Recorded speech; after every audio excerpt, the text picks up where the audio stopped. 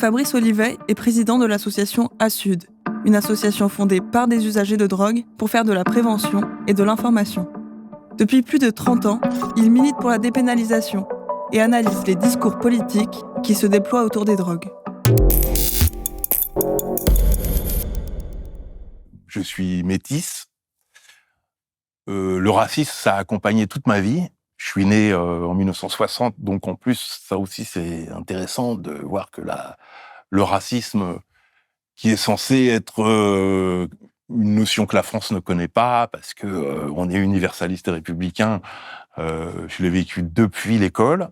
Et étant adolescent, pour des questions de révolte, j'ai participé à cette expérience de l'usage de drogue et j'ai vu très très vite à quel point le racisme et la répression que je subissais en tant que consommateur étaient totalement liés. Donc à partir de là, effectivement,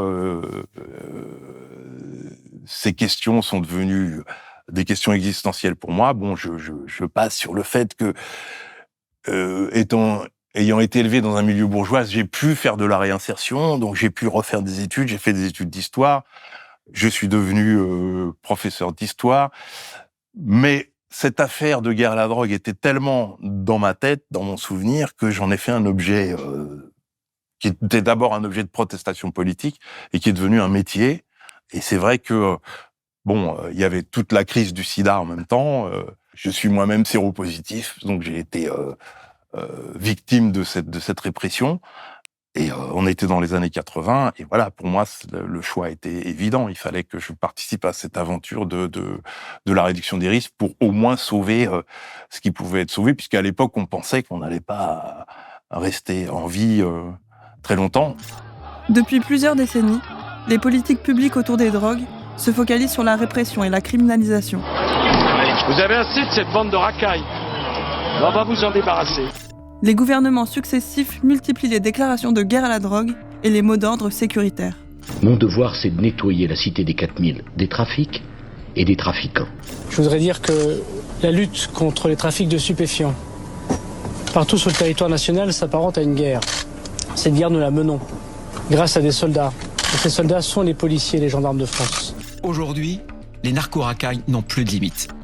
Cette rhétorique guerrière prend sa source aux États-Unis, à la fin des années 1960. À cette époque, les mouvements pacifistes prennent de l'ampleur contre la guerre au Vietnam, et le mouvement pour les droits civiques inquiète le gouvernement américain. Alors qu'il vient d'être réélu président, Richard Nixon prend des positions radicales dans un discours resté célèbre.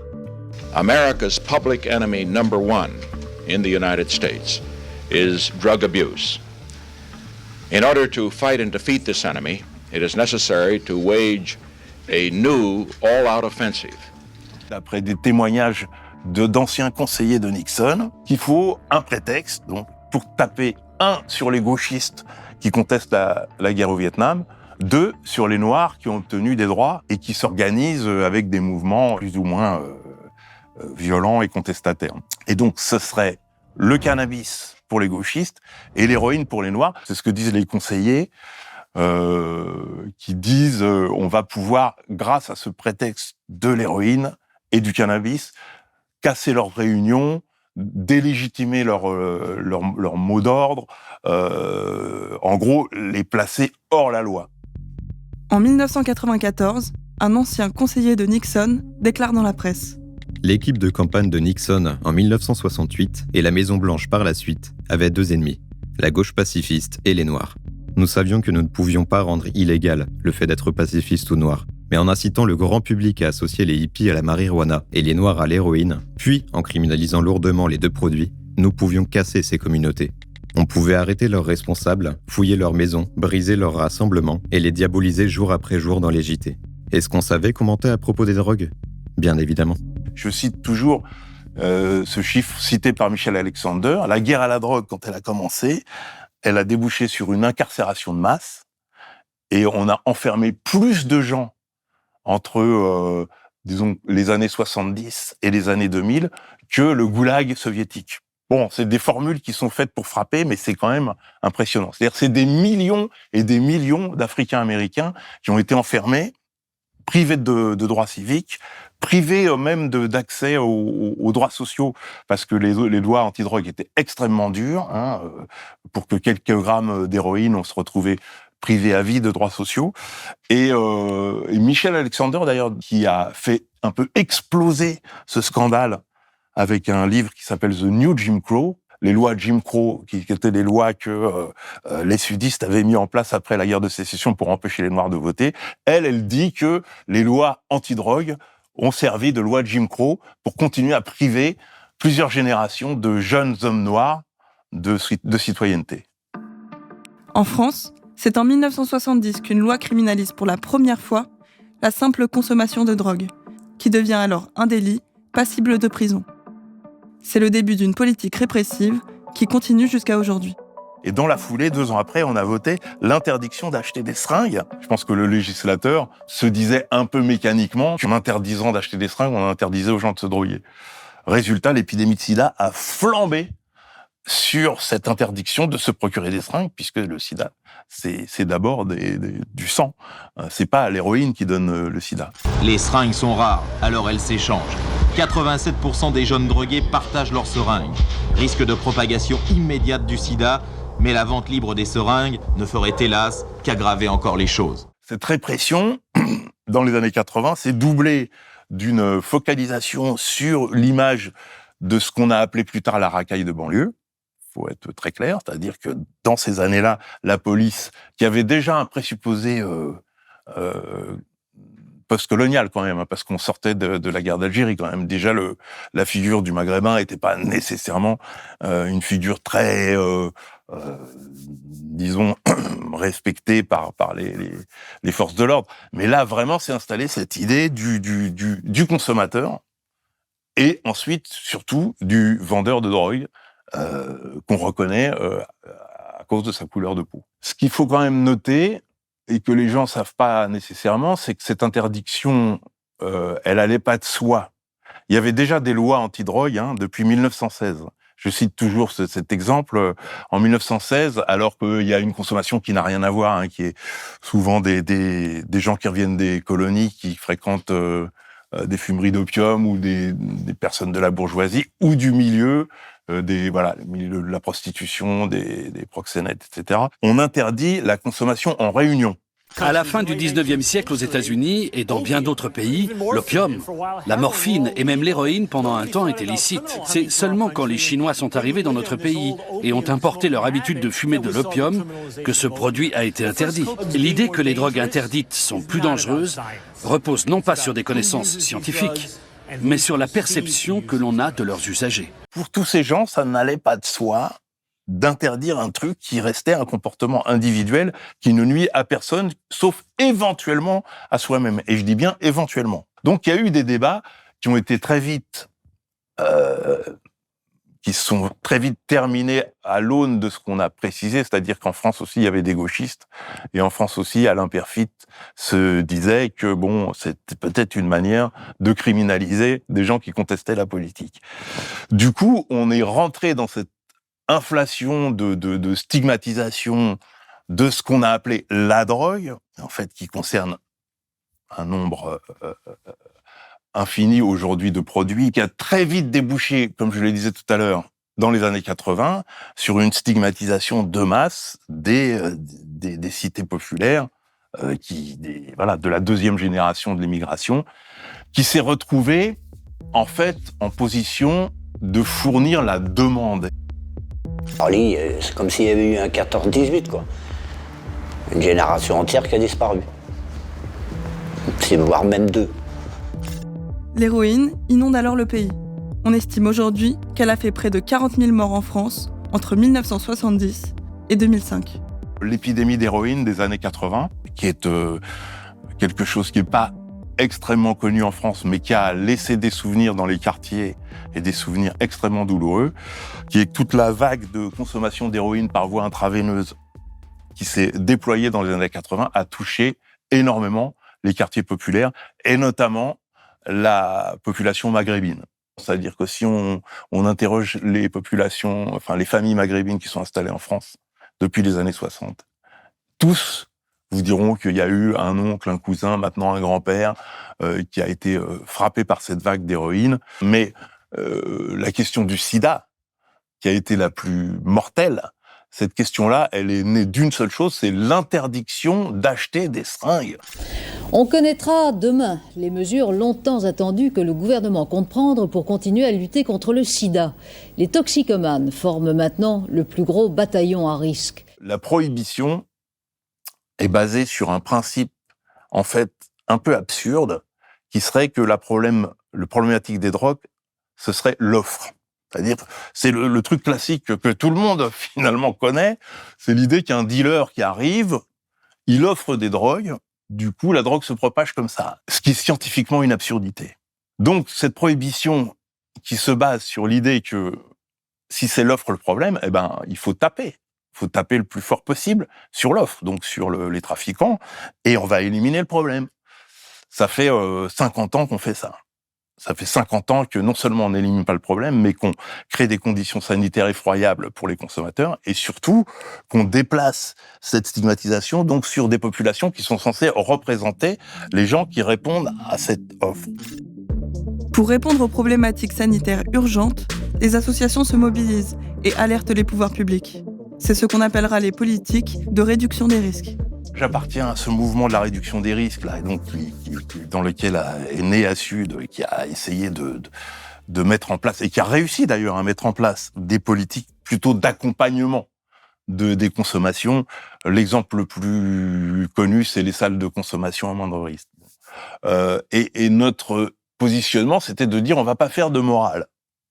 On va être efficace, on va essayer d'être rationnel dans ce débat, qui ne l'est pas. Pour ou contre la vente libre des seringues afin de prévenir le sida chez les toxicomanes. Le débat est en effet ouvert. Est-ce que vous pensez que cette mesure puisse effectivement limiter les risques de propagation du sida ? Ça diminuera peut-être un petit peu, mais le toxicomane n'écoute aucun conseil. Vous savez très bien que dans des officines, vous avez certains pharmaciens, ce sont des notables dans certains pays, du pays, et puis tout d'un coup se disent mais je suis contre la drogue, moi aussi je suis contre la drogue, mais je suis surtout pour éviter de propager le sida. Depuis les années 70, campagne après campagne, et c'est particulier à la France, il faut quand même le dire, on a mis en place des instruments de réduction des risques qui profitent globalement aux populations extrêmement marginalisées, qui sont les populations qui vivent dans la rue. Ces populations-là sont vues comme des vecteurs de la maladie, qui vont propager la maladie. Il y a clairement un aspect prise en charge, mais qu'il faut remettre à sa place, parce que, encore une fois, tout ça, ça concerne des populations très précaires. Et par contre, la majorité de la population insérée, elle profite de la réduction des risques parce que elle peut aller chez le médecin, profiter des progrès de la dictologie, des traitements de substitution, aller sur les forums internet où on peut même éventuellement faire tester sa drogue. Il y a tous les achats de drogue qui passent par internet qui échappent totalement à la répression. Bon, évidemment, c'est vrai pour le cannabis, ça, tout le monde s'en rend compte. Mais la majorité des gens qui consomment sont des consommateurs récréatifs. Et les professionnels le disent, hein. Ils le disent dans le silence. Il y a que les journalistes qui reprennent pas ça. Et ces gens-là ne subissent plus la répression. Aujourd'hui, quand on veut commander, y compris de l'héroïne, on prend son téléphone, on va sur un site, on commande son gramme d'héroïne et on se le fait livrer à domicile par un petit gars de banlieue, qui en général est noir ou arabe, et qui lui prend tous les risques. Donc vous voyez, on revient à cette affaire d'offre et de demande. Il y a une demande de masse en drogue festive de la population qui s'est mise en place à partir des années 70 sur le cannabis et secondairement sur l'héroïne. Et qu'est-ce qui s'est passé ? Évidemment, les quartiers les plus paupérisés, les quartiers qui se sont retrouvés eux-mêmes envahis aussi par cette consommation d'héroïne, se sont mis à fournir l'offre. Parce que, quand on est paupérisé, quand on est marginalisé, on essaye de s'en sortir par tous les moyens. Et ce qui est intéressant d'ailleurs dans l'histoire de ces années 80, c'est que ils ont subi une répression énorme, puisque donc ils sont devenus cette figure de la racaille de banlieue ou du junkie maghrébin, donc qu'il fallait combattre. Les prisons françaises se sont peuplées de Noirs et surtout d'Arabes qui étaient là pour des questions de drogue, exactement comme aux États-Unis. Les communautés ont commencé à exploser. Moi, j'ai fait beaucoup d'entretiens avec des gens qui ont vécu cette période-là et qui disent oui, c'était l'enfer dans les cités.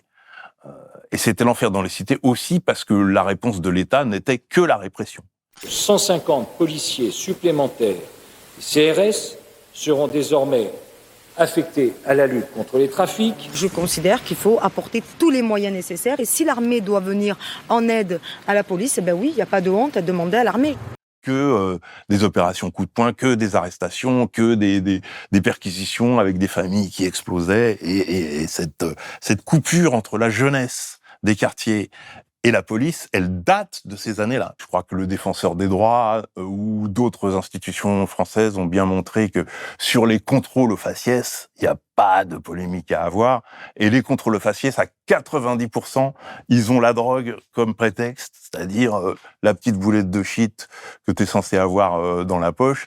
Et donc les gamins des quartiers connaissent ça par cœur. Je vais même dire un truc qui est quand même un peu bouleversant. Zined et Bouna. En fait, pourquoi ces gamins ont été se réfugier dans un pylône électrique quand ils ont vu que des flics s'approchaient? Parce qu'ils sont complètement baignés dans cette culture du contrôle et du contrôle qui a pour but de trouver, c'est pas des armes, c'est pas des explosifs, hein, c'est la boulette de shit qui servent de prétexte pour la garde à vue et pour, il faut bien dire ce qui est, le contrôle de ces populations qui sont censées être des populations délinquantes. Depuis vendredi, l'accès de la cité est filtré par les locataires. Motif, la drogue. Donc, ils se sont débarrassés de l'héroïne eux-mêmes. Ça nous ramène à un autre épisode qui est ce qu'on appelait la guerre aux tox, une histoire que les cités connaissent bien, où les jeunes de cité se sont mis à virer les membres de leur communauté qui étaient junkies, qui étaient consommateurs d'héroïne, et a fortiori ceux qui étaient des vendeurs aussi.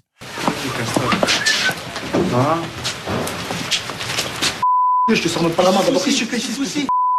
Qu'est-ce que tu fais là? Attendez quoi? Attends quoi? Je suis bien là, je vous emmerde pas. Non, tu te shootes pas ici, je dis tu te shootes pas ici.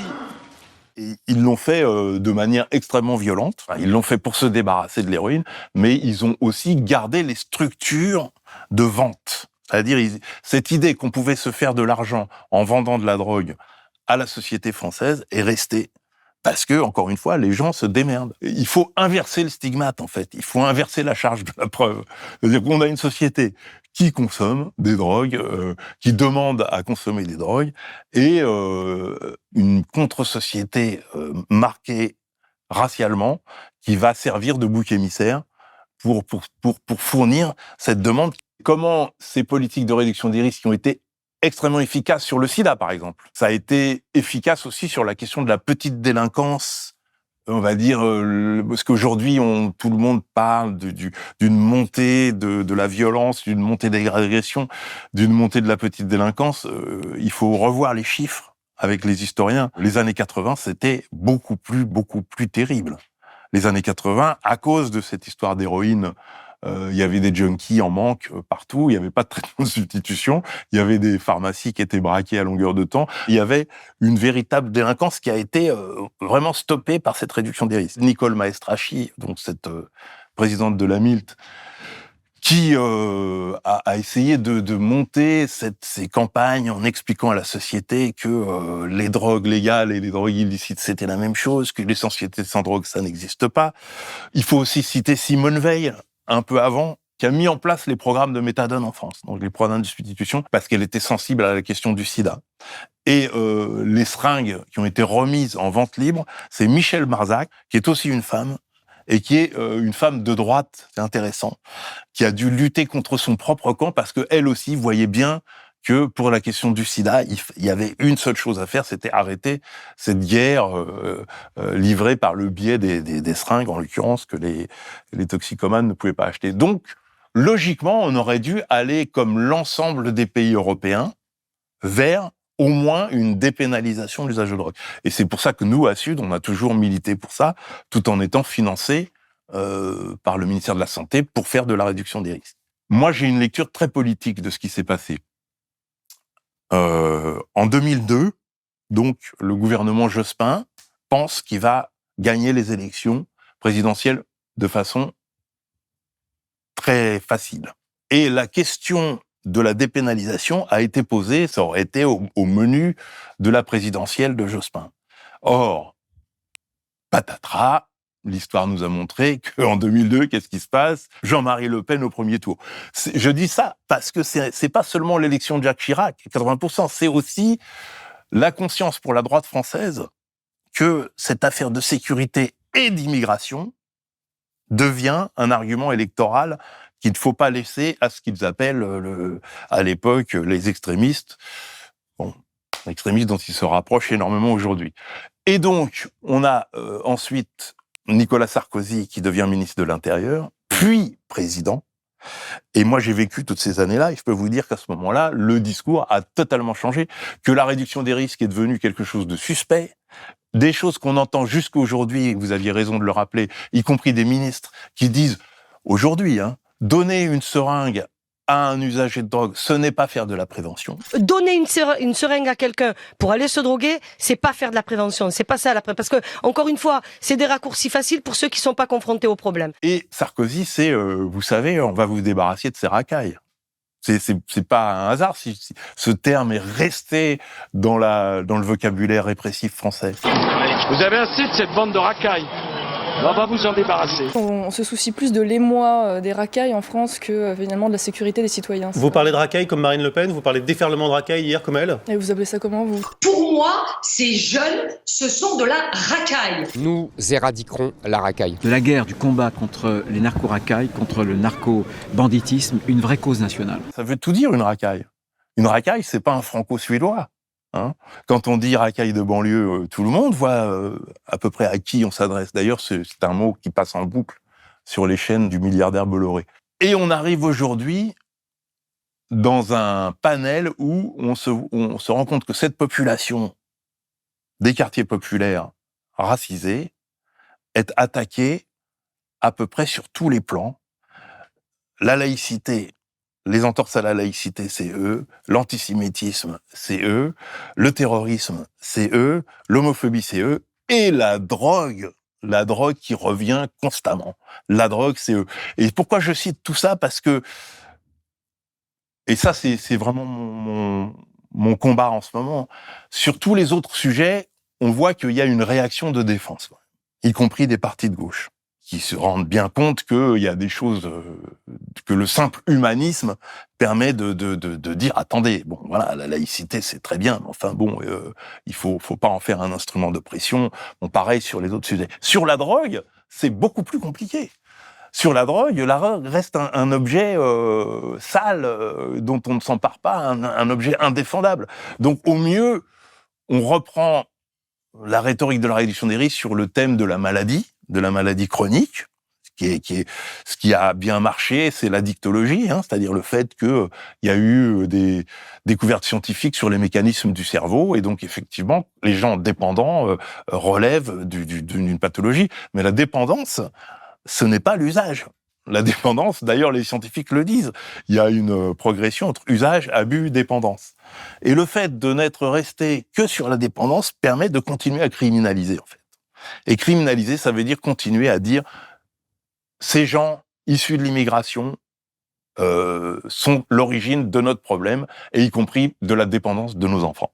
Et donc l'idée de dire, bon, écoutez, la drogue, c'est un fait de société, et nous, on ne fait que répondre à une demande, a du mal à avancer, même si je pense que c'est cet argument, dans notre obsession identitaire française, qui doit absolument être mis en avant, pour au moins supprimer ce prétexte-là. Des prétextes, il y en aura d'autres, mais il faut supprimer celui-là.